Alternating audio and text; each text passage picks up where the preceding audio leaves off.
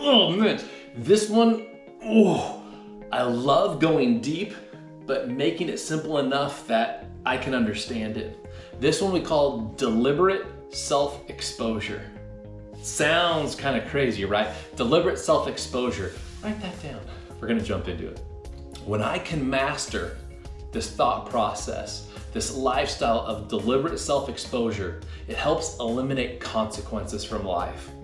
That's a big statement, right? So what does that mean? Deliberate self-exposure, and when I master this, it eliminates consequences from life.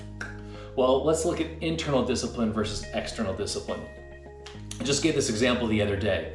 When we utilize this self-exposure, we expose ourselves so we can make the change before outside forces force us to make the change. So very, very simple.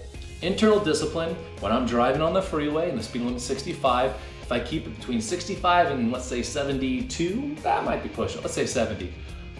I have that self-discipline, I'm driving the speed limit, I do not get external consequences by getting pulled over by a cop and get a ticket for speeding. However, if I do not practice this internal discipline, if I do 120 miles an hour, I'm gonna have external forces come in on me and rain consequences. So this deliberate self-exposure is as I'm driving, I tend to look down every, 15, 20 seconds just to make sure that I'm driving the speed limit. If I feel myself going quicker, I look down. That is this self-exposure. So here's the question. What areas in your life do you need to expose to yourself? It's not this thing of, hey, I'm telling myself I'm a terrible person. I'm not talking about that.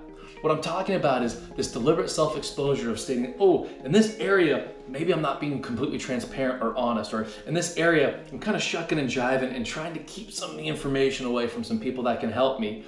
When I call myself on this, I can course correct before it's too late.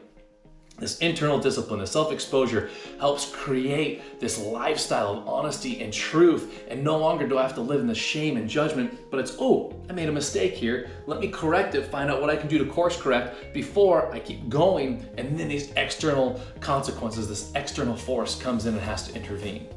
So it literally is as simple as this self-awareness, this exposure on a daily basis, sometimes hourly, of what's my thought process? What am I doing? And when I recognize this, I can course correct. So out in the future, I don't have to worry about the external consequences coming down on me. That's today's lesson.